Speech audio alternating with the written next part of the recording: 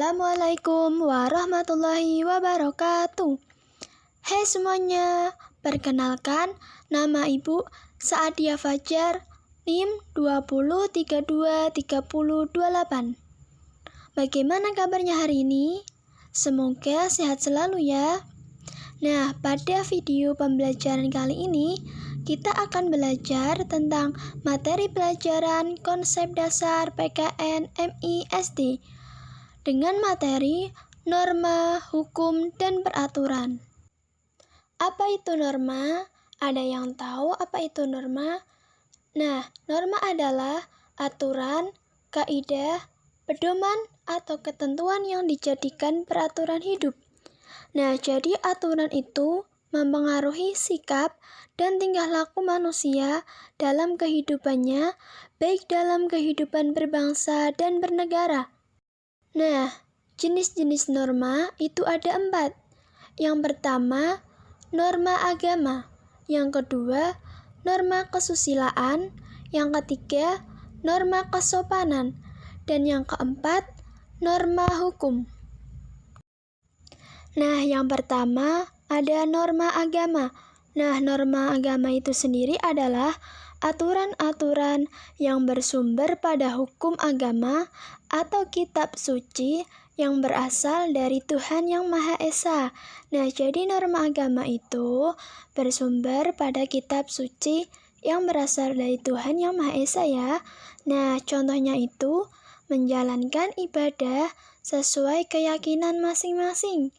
Nah, jika ada yang melanggar, maka akan dikenakan sanksi, yaitu akan mendapatkan dosa dari Tuhan Yang Maha Esa. Nah, yang kedua ada norma kesusilaan.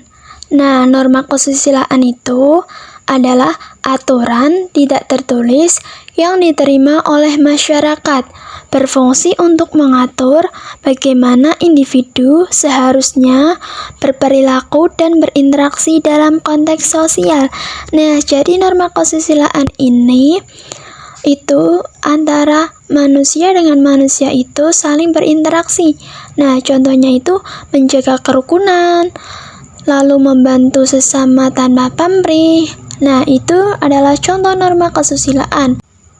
Nah, jadi sanksi bagi yang melanggar norma kesusilaan itu berupa perasaan bersalah, gelisah, malu, takut, dan menyesal. Nah, yang ketiga ada norma kesopanan. Norma kesopanan itu sendiri yaitu norma yang diadakan oleh masyarakat untuk mengatur pergaulan dengan dilandasi sikap saling menghormati. Nah, contohnya itu ketika kita berpapasan di jalan dengan guru, sebaiknya kita harus mengucapkan salam. Kemudian kalau di rumah, itu hendaknya ketika masuk ke rumah, itu mengucapkan salam. Nah, contoh lain itu berpakaian sopan. Nah, jadi kita hendak keluar rumah, itu dianjurkan untuk berpakaian sopan. Jangan berpakaian yang tidak menutup aurat atau berpakaian yang ketat. Nah, sanksi bagi yang melanggar norma kesopanan itu berupa teguran atau peringatan, lalu tidak dihargai orang lain. Nah, jadi itu sanksi bagi yang melanggar norma kesopanan. Nah, yang keempat ada norma hukum. Norma hukum adalah aturan yang dibuat oleh negara dan memiliki sanksi hukum jika dilanggar. Nah, norma hukum ini bersifat memaksa.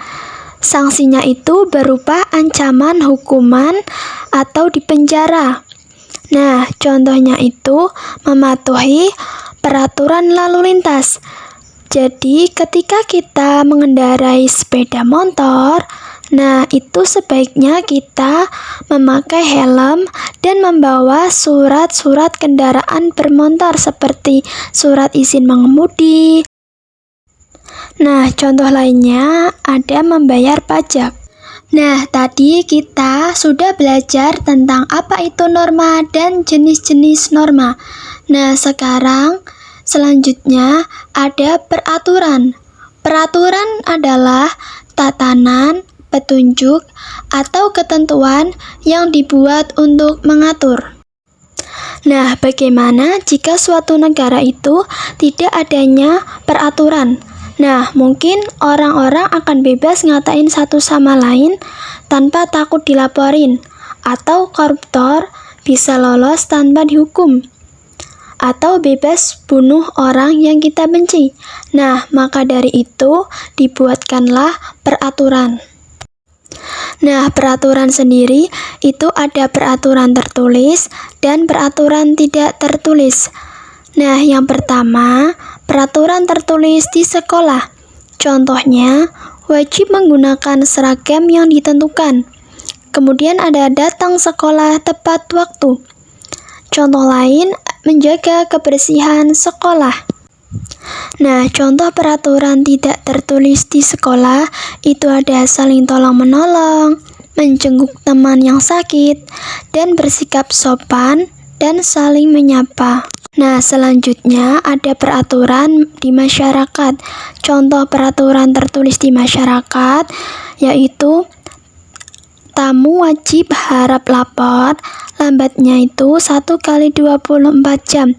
Jadi ketika ada tamu dari luar lalu menginap di rumah kita, nah itu diwajibkan untuk lapor kepada ketua RT.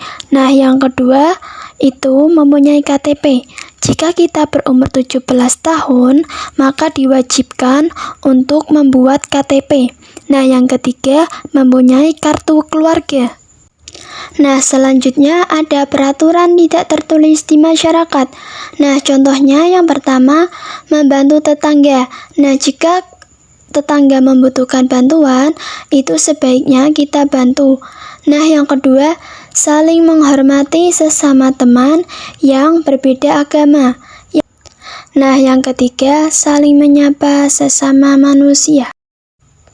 Peraturan biasanya dibuat secara tertulis dan memiliki sanksi jika dilanggar.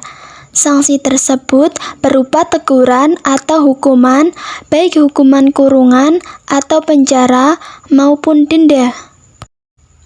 Nah, hukum sendiri adalah peraturan yang berupa norma dan sanksi yang dibuat dengan tujuan untuk mengatur tingkah laku manusia, menjaga ketertiban, keadilan, menjaga terjadinya kekacauan. Nah, jadi hukum itu dibuat untuk mengatur tingkah laku manusia agar tidak semena-mena. Nah, contoh hukum sendiri ada hukum tertulis dan tidak tertulis. Nah, hukum tertulis, contoh yang pertama ada Undang-Undang Dasar 1945. Yang kedua ada KUHP atau Kitab Undang-Undang Hukum Pidana. Yang ketiga ada KUHPDT atau Kitab Undang-Undang Hukum Perdata. Yang keempat KUHD atau Kitab Undang-Undang Hukum Dagang. Yang kelima, PP atau Peraturan Pemerintah. Yang keenam, Kepres atau Keputusan Presiden.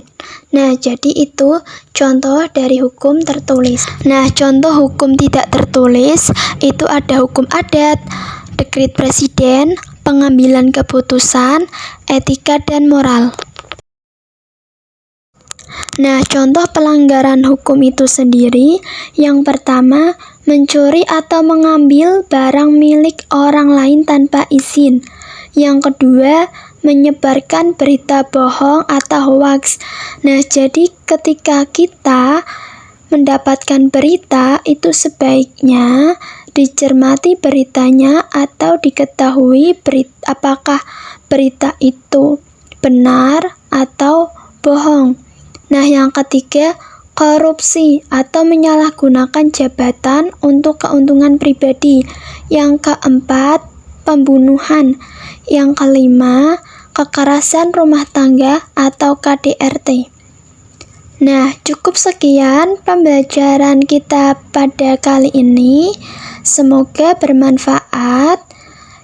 Terima kasih. Wassalamualaikum warahmatullahi wabarakatuh.